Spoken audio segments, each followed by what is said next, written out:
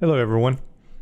For this module, we're going to discuss medication errors, and we're going to talk about preventing adverse drug events, ADE.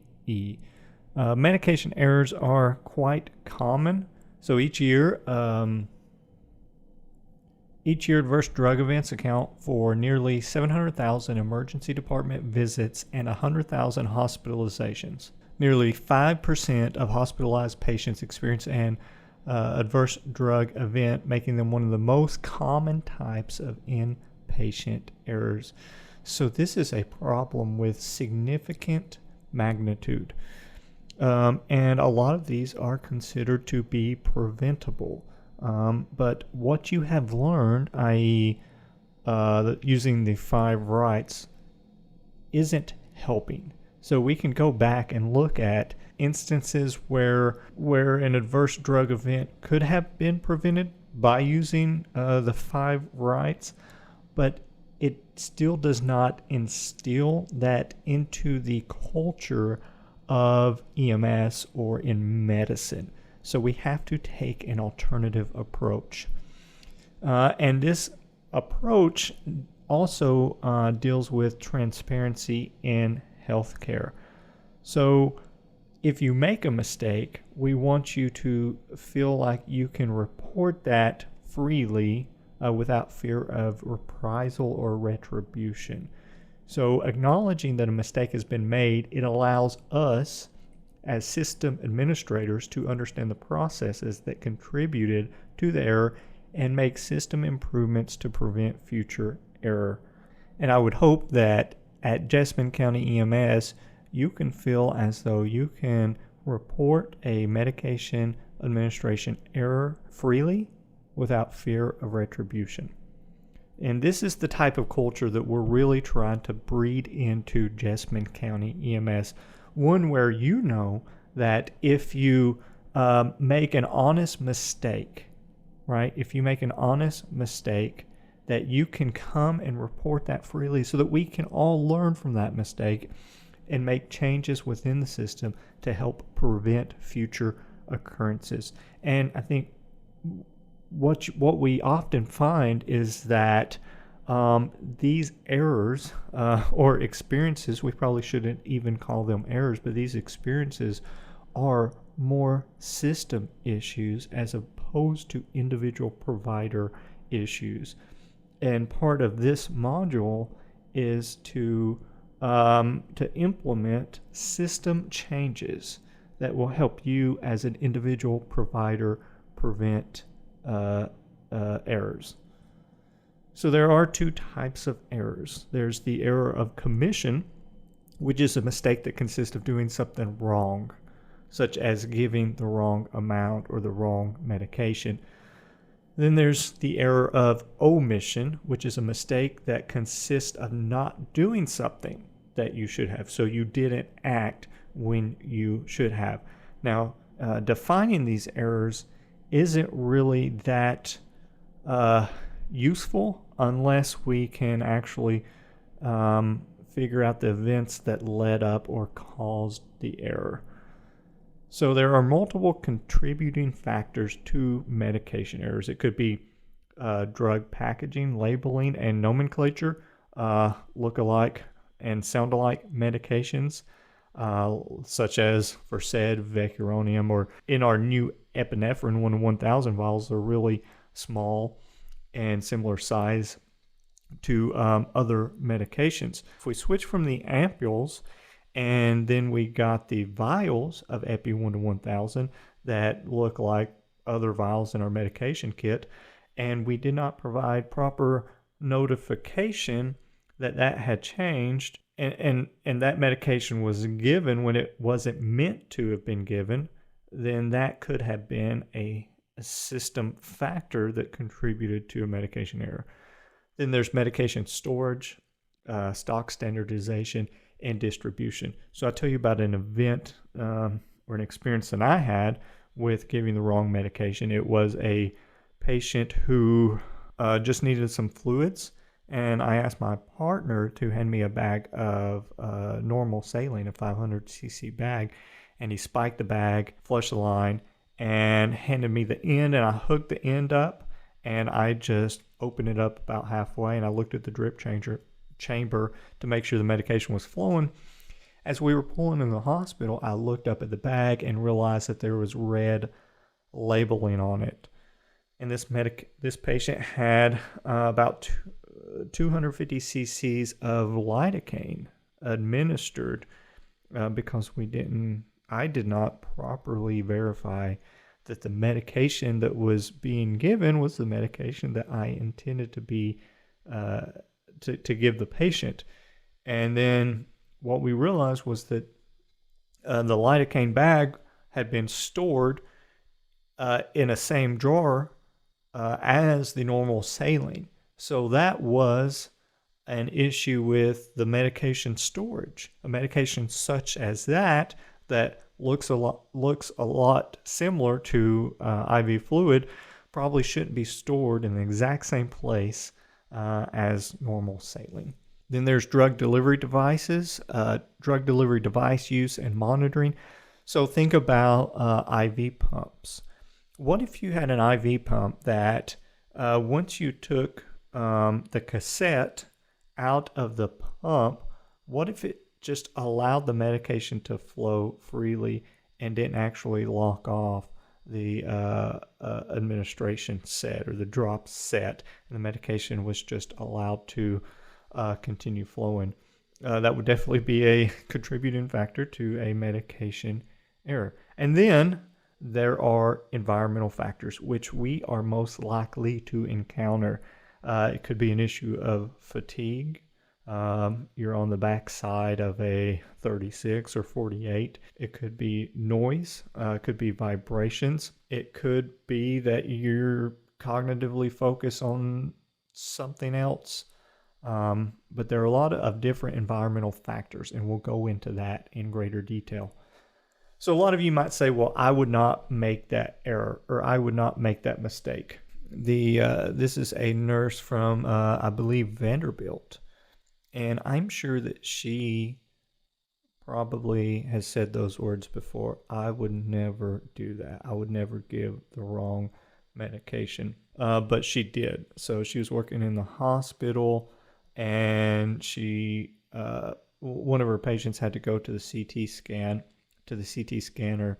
The patient was very anxious, so she obtained orders from the physician to give the patient some Versed, and she went in the Pixie system and typed in VE, and she hit what she thought was Versed, and the medication came out, and she administered it. And then it wasn't until the patient had been in the CT scanner for some time that they realized that the patient was apneic, not breathing, and in cardiac arrest. Now, all of her peers, all of the people that know her, said that she was a good provider. She was someone who would not have made that mistake. So don't fall prey to thinking that it could not happen to you, or that you are somehow exempt from making a mistake, because it can happen to anyone. A lot of it has to do with the stress response. So let's say you're working a very tough call, maybe a cardiac arrest, maybe a major trauma. You can see that as your heart rate increases, that your cognitive abilities decrease, your ability to react to a situation. Once you get above 120, your complex motor skills or your fine motor skills deteriorate.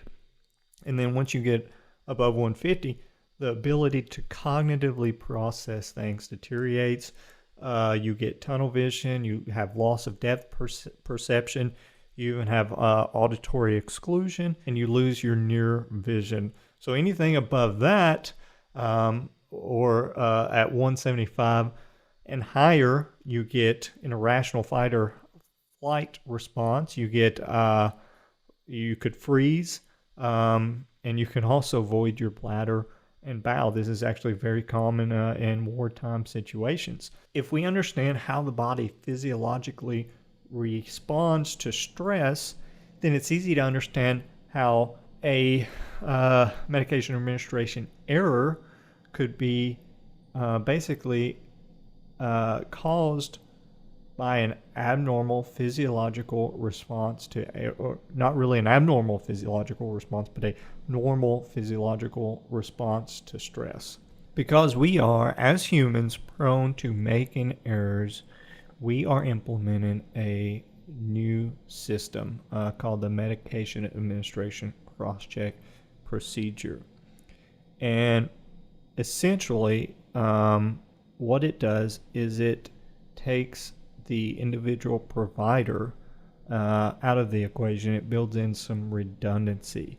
So you can follow along. Provider 1, the person who is administering the medication, says they draw up the medication, and the provider 2 says ready. Then they say, I'm going to give, and they name the dose, the drug, the route, the rate, and why they are giving it. Then comes concurrence. So provider 2 challenges them and says contraindications, and provider 1 would say none for this patient if there are none. And then this is very important. Provider 2 says volume or quantity. And then provider 1 states the drug concentration. They state the volume to be administered. They show the vial or the bottle to the second provider. The second provider makes sure that the concentration that they stated is accurate. They actually look at the vial to make sure that it is correct, and then they make sure that the volume is the desired volume to be administered. So if I am giving Zofran and it's 4 milligrams in 2 mLs, I would say that I have Zofran 4 milligrams in 2 mLs. I plan on giving 2 mLs, and they hold up both the vial and the syringe.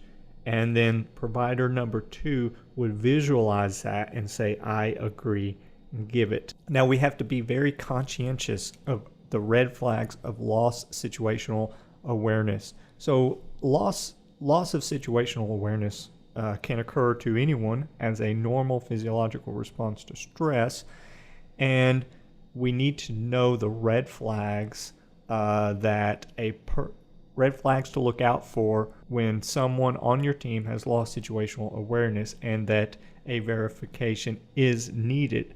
Now we're going to do a verification for every single drug, but if someone on your team, or if you notice that someone on your team is in the process of losing situational awareness, and you see that these warning signs are present, you can help them establish and collect situational awareness. So the red flags are things like you have a bad gut feeling, or that provider is rushing, or there's poor communication, they're not using closed loop communication, or there's disagreement amongst providers on what should happen, or that one person is trying to do too many tasks. So when you're trying to do too many tasks, you can't cognitively focus on one thing, or you can't do one thing very well or as well as you should be, or if there's constant interruptions, there's some ambiguity or confusion or preoccupation. So we reestablish loss of situational awareness by reviewing the situation out loud, and you can use the SBAR report, which is you define the situation, the background, the assessment, and then what the recommendation is. And then if there's still confusion, you either look it up, you defer to someone who is an expert or has a particular expertise in that area, and then and in no particular order, you call med control, which it would be okay to call med control first. So moving forward, we want a medication administration cross-check performed every single time, every single patient, every single medication.